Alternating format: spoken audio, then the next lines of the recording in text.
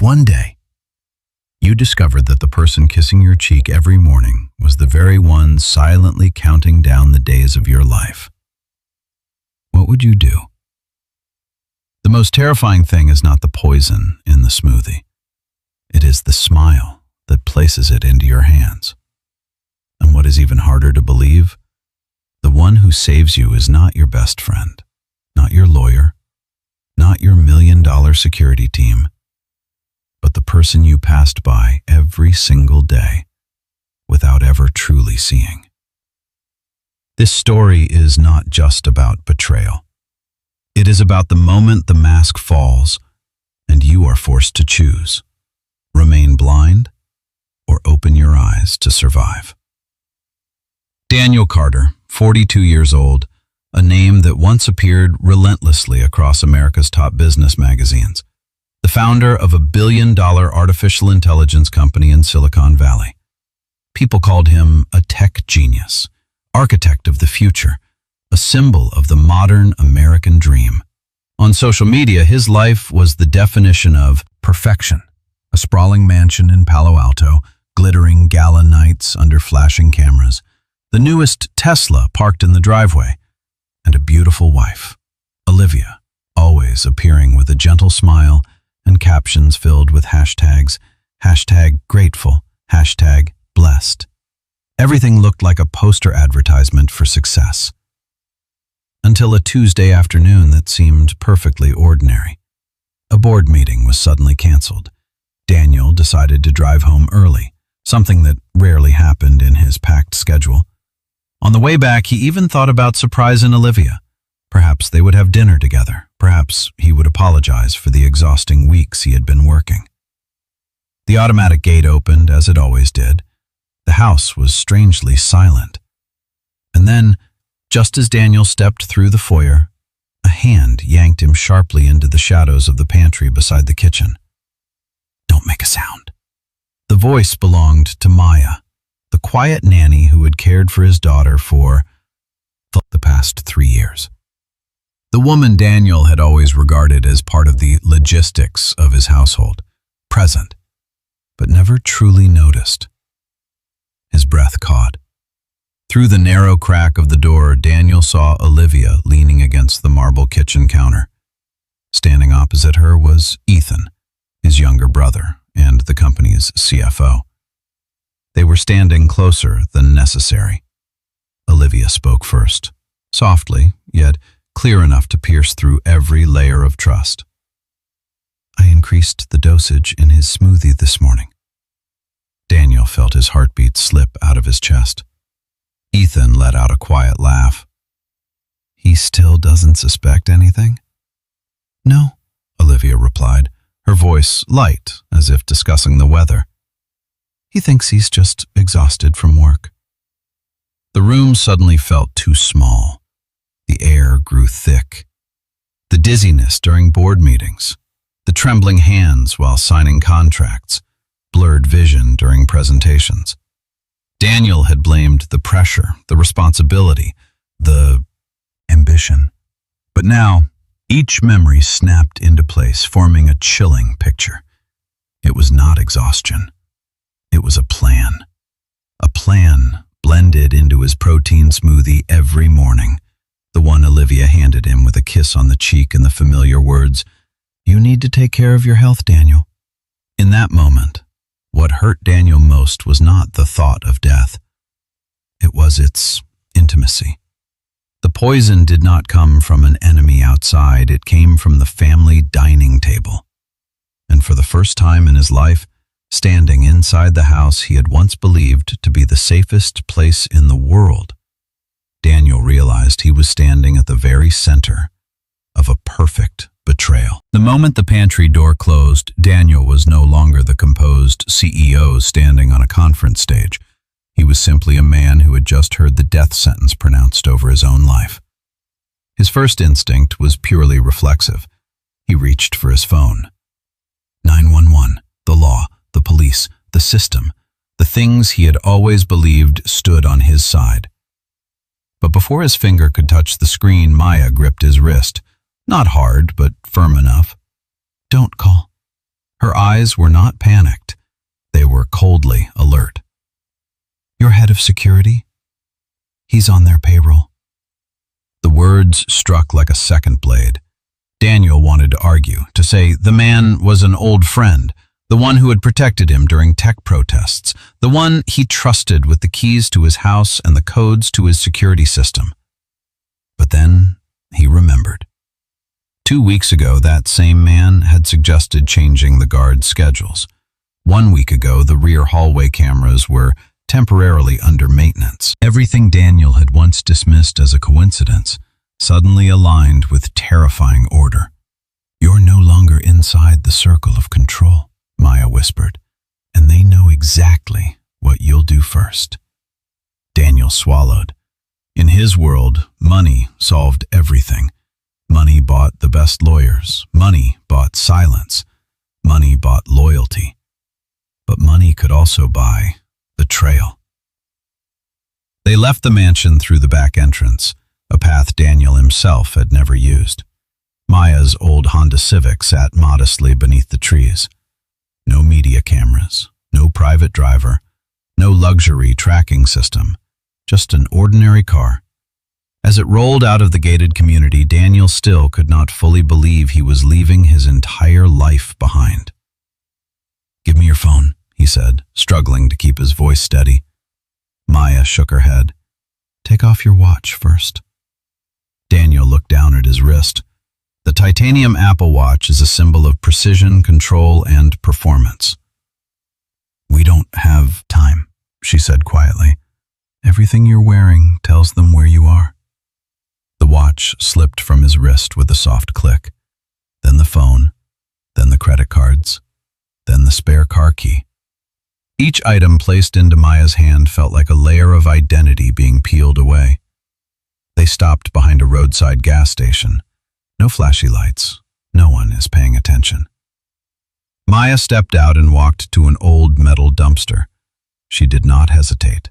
The phone and watch disappeared into the darkness, hitting the bottom of the trash bin with a dull, hollow sound. Daniel flinched instinctively. He had just lost his connection to the world. No email, no accounts, no GPS tracking. No longer Daniel Carter, CEO. Just a man with no proof of who he was. The car continued forward. The city stretched ahead in the fading light of late afternoon. Daniel stared out the window. For the first time in years, there was no plan, no schedule, no power to control the outcome. And in that fragile moment, he began to understand a truth he had never before been forced to face. Survival is not about holding on to what you have.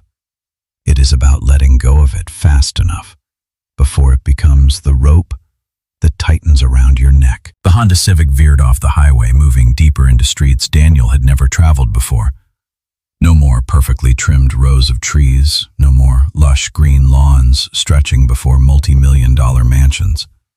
Instead, there were small shops with weathered signs, flickering streetlights, music drifting from a second-floor apartment somewhere above.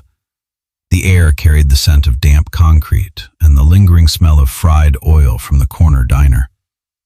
Maya stopped the car in front of a row of low-rise buildings in Oakland. Daniel stepped out, feeling as if he had just crossed into a parallel world, one that existed entirely separate from board meetings and extravagant fundraising dinners. Maya's apartment was small, orderly to the point of austerity. An old but clean sofa, a ceiling fan is humming softly. On the shelf sat a few worn medical textbooks and a faded family photograph. The door closed behind them with 2 firm clicks. "You're safe here," Maya said. The word safe sounded strangely unfamiliar. In his tens of millions of dollars smart mansion, Daniel had been drinking death from a crystal glass every morning. In this apartment, where paint peeled faintly from the walls, he was beginning to feel protected. But his body did not allow peace to arrive so easily. The fever came fast and violently. Sweat soaked through his collar, his head spun, the room swayed like a ship caught in a storm. Daniel tried to sit up, but his knees buckled. Maya caught him before he hit the floor. Her strength was not dramatic, but it was astonishingly steady. She laid him down on the sofa, pressed a damp cloth to his forehead, checked his temperature, and prepared antidote medication drawn from her experience as a military nurse. "Don't fall too deep asleep," she said softly. "Stay here." Through the waves of delirium, Daniel heard her voice like a tether, keeping him from drifting away.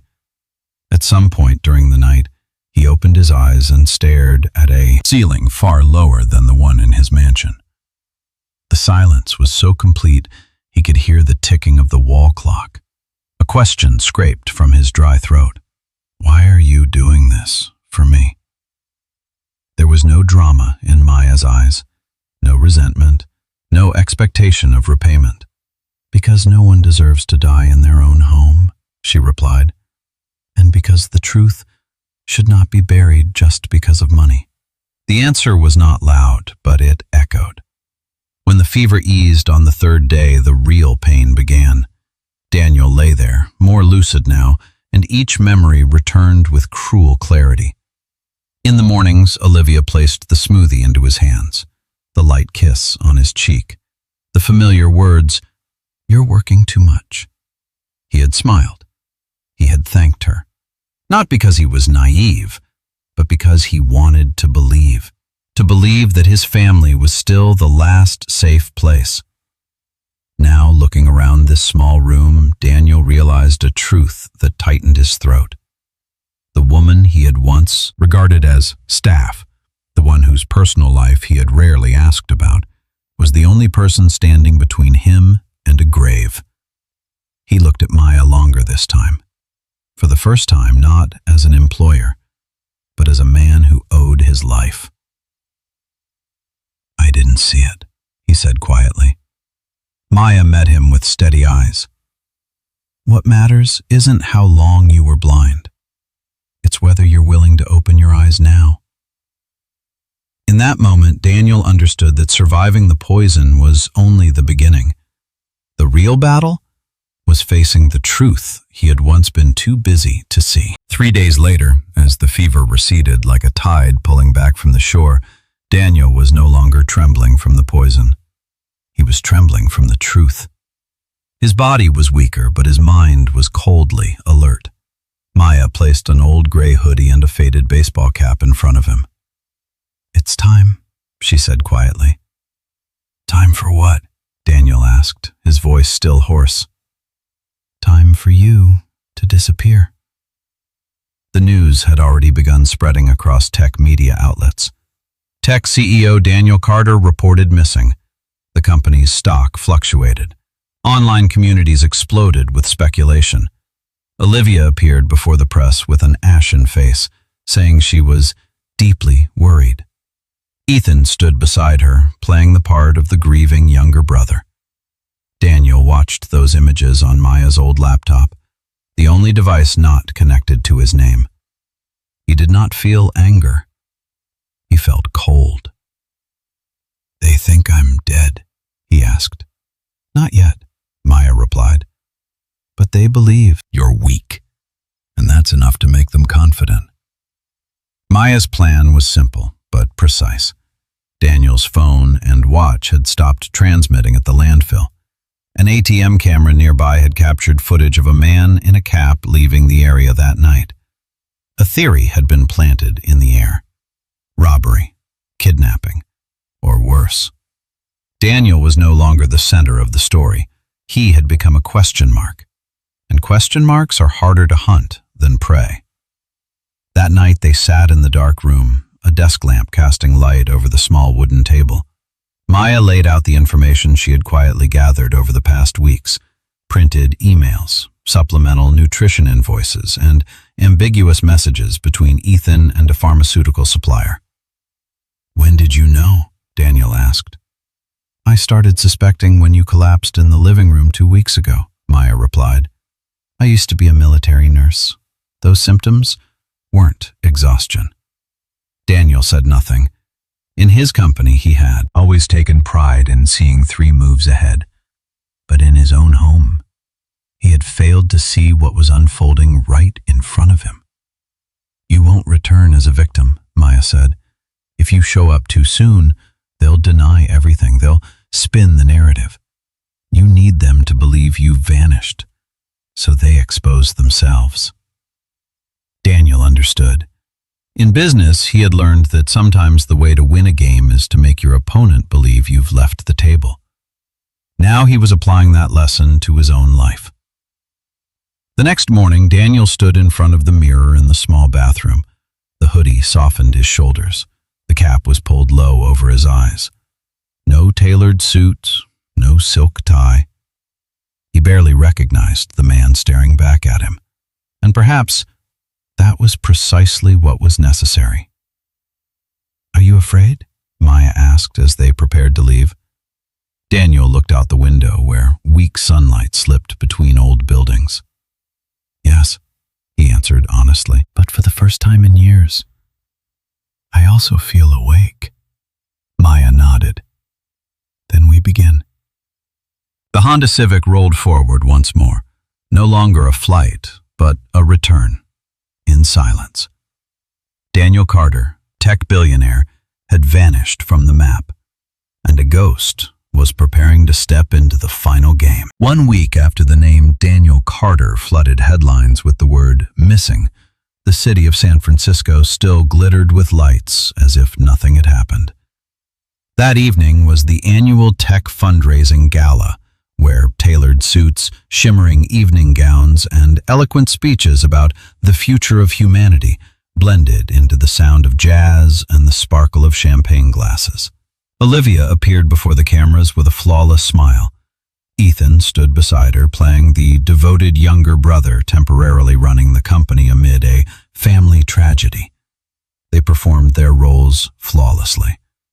But they did not know that the ghost they believed had vanished was standing just outside the hotel's revolving glass doors. Daniel pulled his cap lower. His heart pounded, not from fear, but because this moment was the line between silence and truth. Maya stood beside him, her gaze unnervingly calm. "Are you sure?" she asked softly.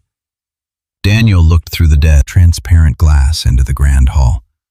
The people who had once shaken his hand, laughed with him, called him a strategic partner, were raising their glasses in celebration, perhaps even celebrating the fact that he had disappeared.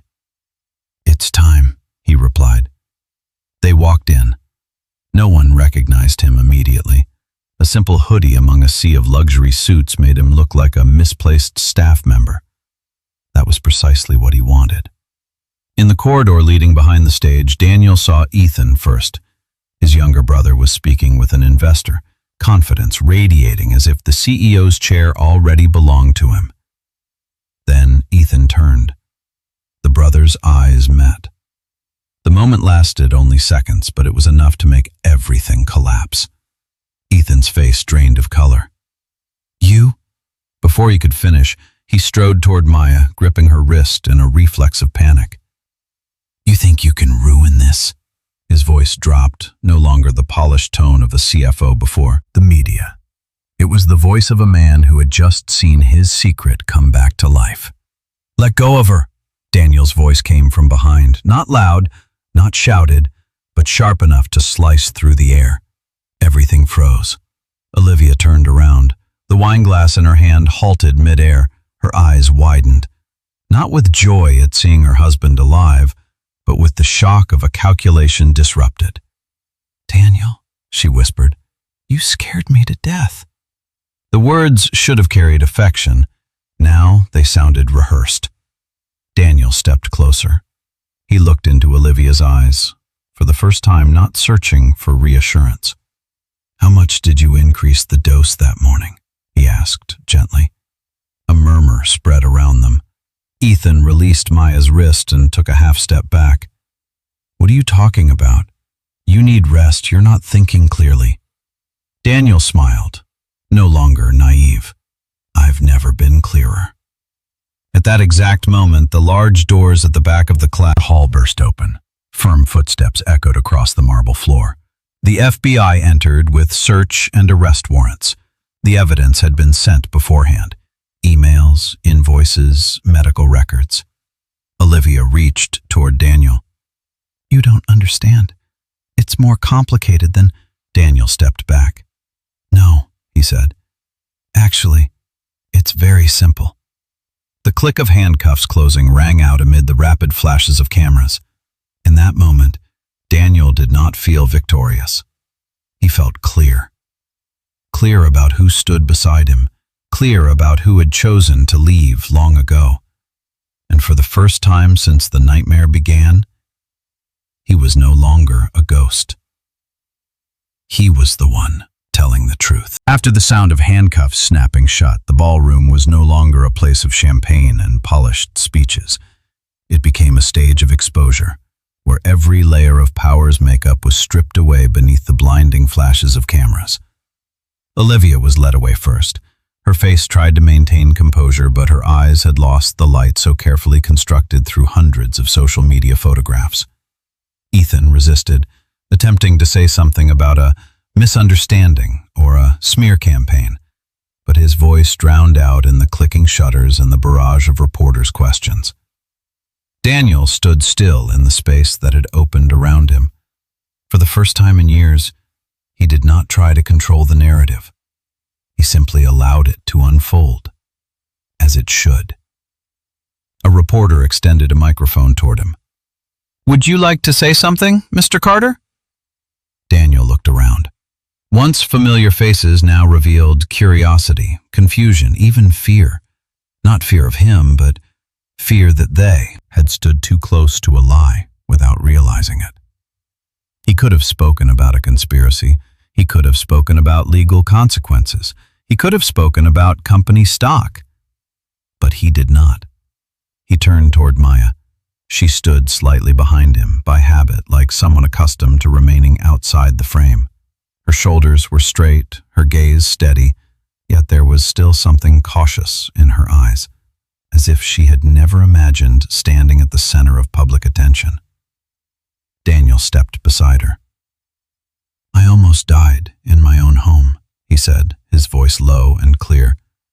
"Not because of an enemy outside, but because I confused familiarity with loyalty." The ballroom fell silent. "I used to believe money could protect me, that blood meant safety. I was wrong." He took Maya's hand, not theatrically, not for display, simply no longer hiding. "The person who saved me wasn't an expensive lawyer, not a private security team. It was someone I passed by every day without truly seeing." Maya gently tightened her grip as if to remind him she did not need recognition. But Daniel knew. The truth had to be spoken. She didn't do it for a reward. She did it because of principle. There was no applause. None was needed. Because in that moment, what mattered was not Daniel's image being restored. It was that the truth had been returned to its rightful place. Outside the hotel, a line of supercars waited. Lamborghini, Tesla Plaid, symbols of the world Daniel once considered the standard of success. Assistants looked at him expectantly. Daniel studied the row of cars for a moment, then he turned away. He walked toward the old Honda Civic parked modestly by the curb. Maya opened the car door, hesitating. "You don't have to do this," she said softly. Daniel smiled, a smile no longer burdened.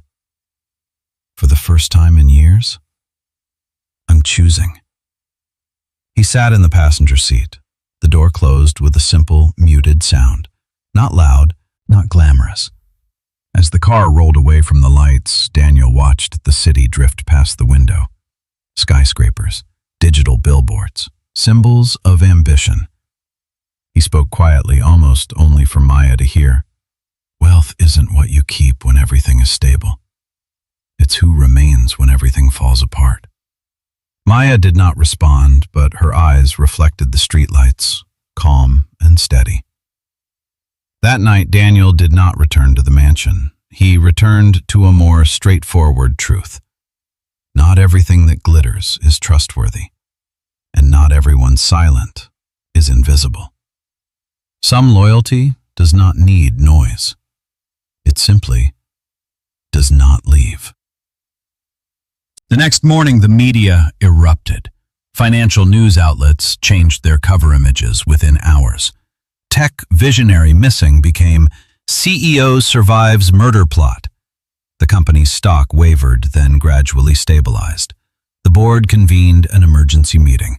Lawyers moved in and out like sleepless shadows. But what concerned Daniel most was not market value. It was the silence within himself. He stood in a temporarily secured office, not the familiar corner office overlooking the San Francisco Bay, but a small, tightly guarded conference room. On the table lay a medical report confirming traces of prolonged, low-dose neurotoxin in his bloodstream. The doctor's signature was clear.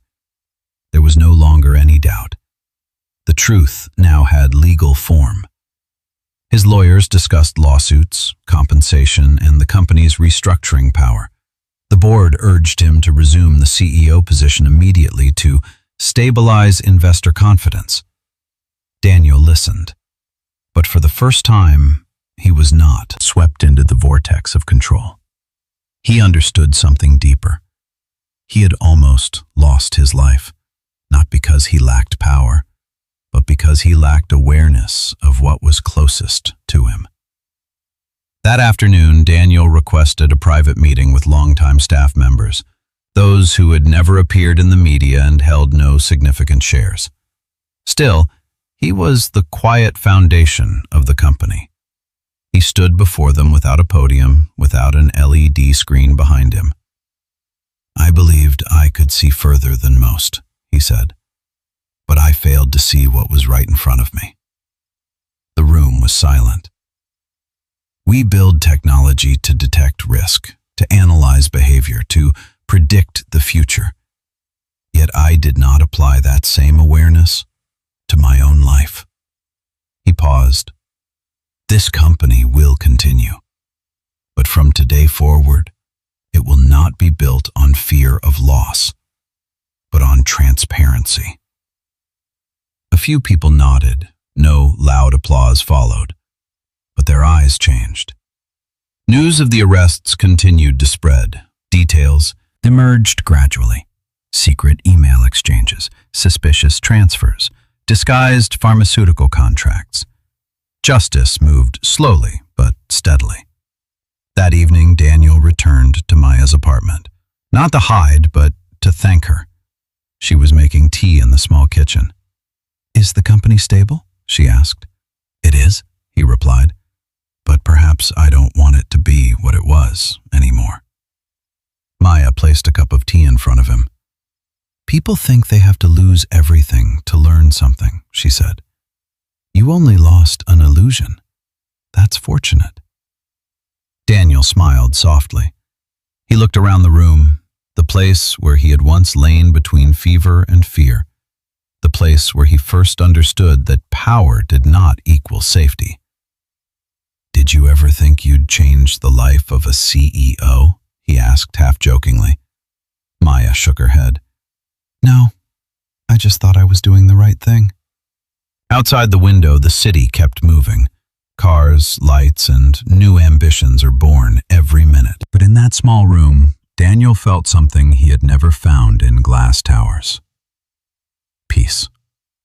He no longer wanted to prove anything to the world. He simply wanted to live with enough clarity that he would never again have to ask the old question, "Who is truly standing beside me?" Before leaving, Daniel paused at the door.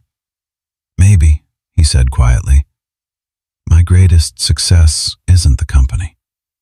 It's that I'm still alive to look back at everything."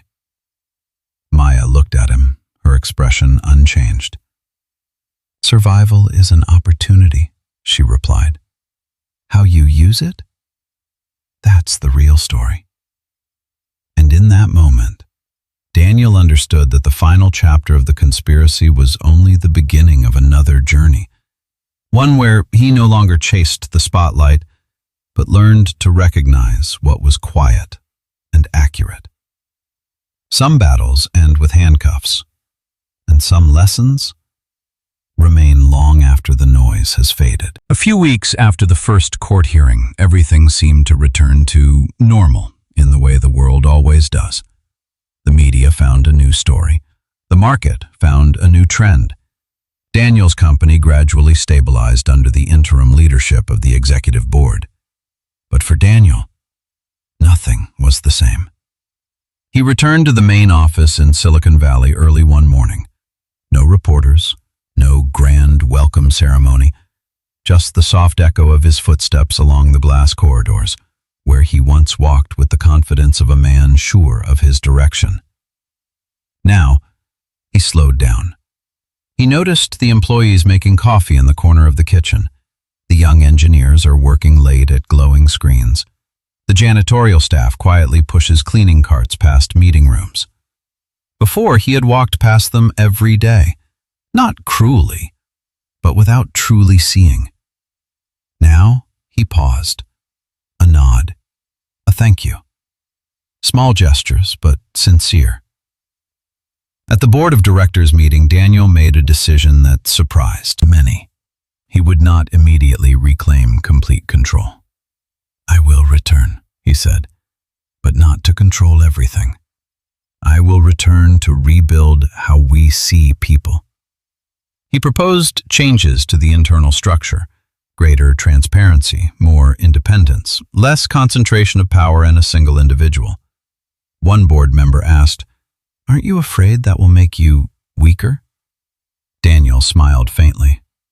"The weakest moment," he replied, "is when we believe we are untouchable."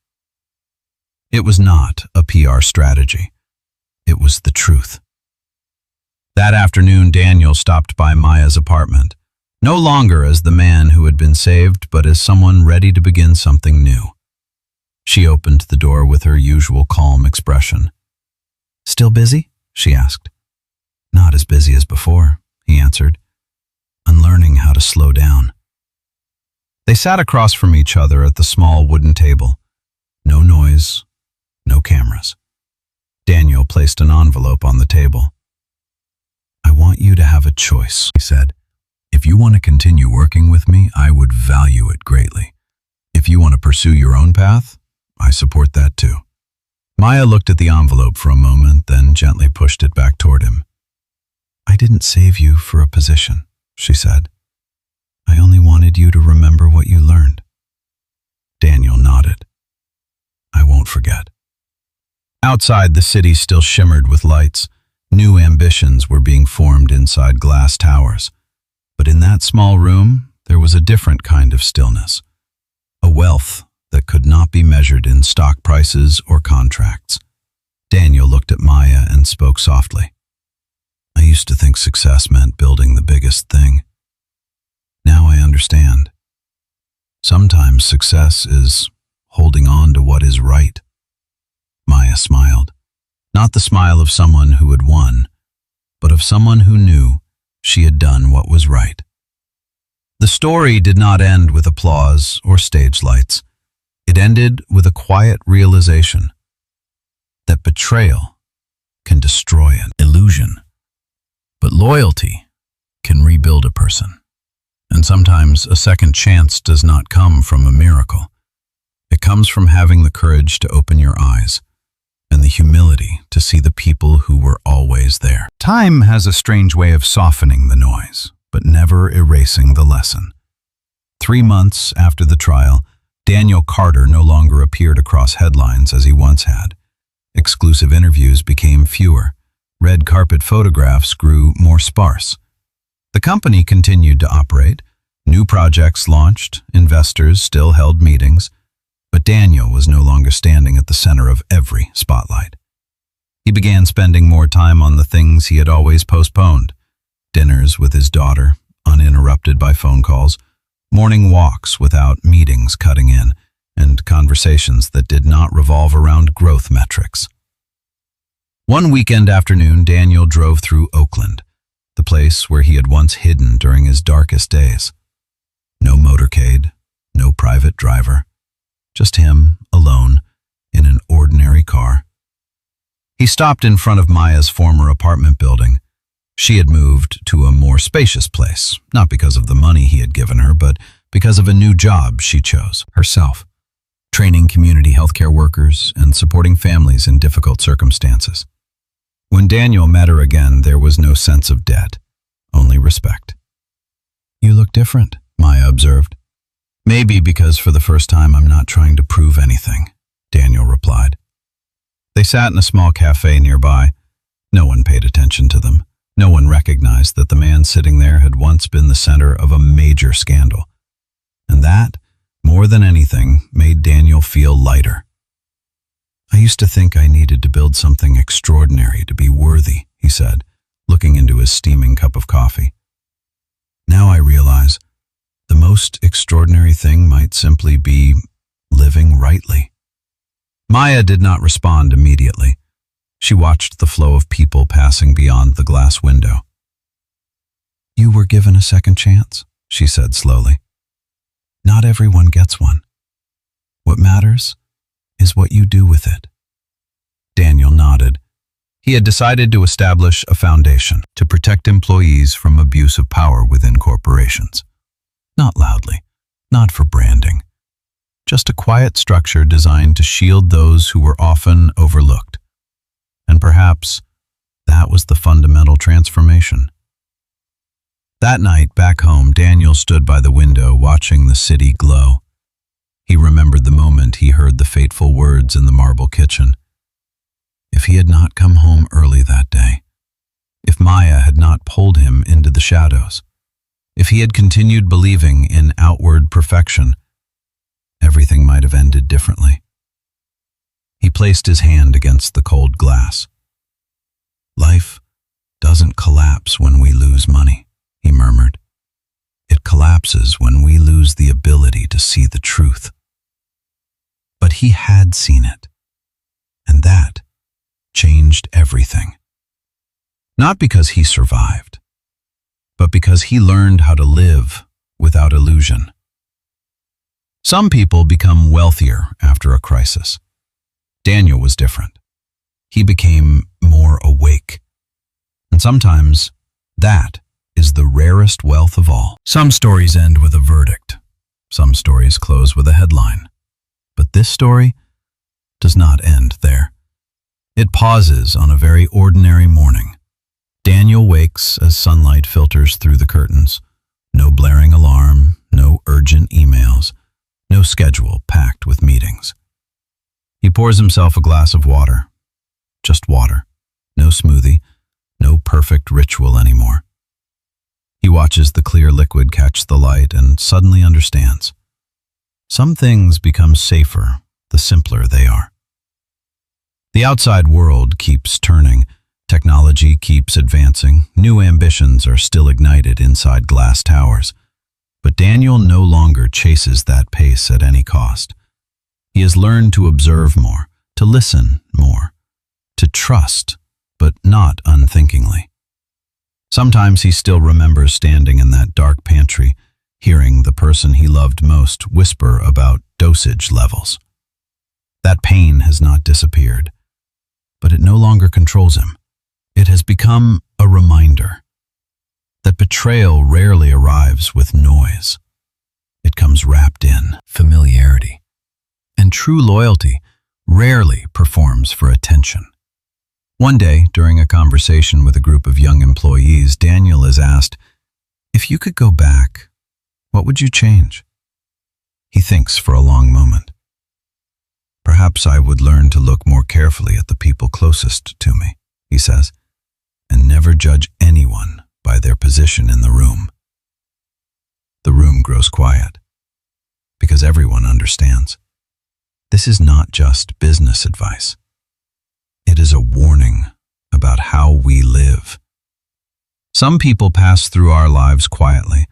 They do not occupy the spotlight. They do not carry impressive business cards. But when everything collapses, they are the ones who remain. If you are watching this story, ask yourself one question. When every mask falls, who will be standing beside you? And more importantly, are you truly seeing them? Life is not measured by the assets you accumulate. It is measured by the relationships that remain when you have nothing left to give. Daniel nearly lost everything to understand that. And you, do you need a shock that big to open your eyes? Maybe not. Maybe all it takes is a quiet moment to look again at the people who stand silently beside you. Because in the end, what makes us rich is not what we own. It is the one who still holds our hand when everything else is let go. If this story made you pause and reflect, share your thoughts in the comments. What do you believe true loyalty looks like? And are you appreciating the quiet people beside you? Thank you for being part of Deep Life Tales, where we don't just tell stories, we look deeper into life together. If you want to continue exploring stories that touch what is most real within us, like, share, and subscribe so we don't miss the next journey. See you in the following story.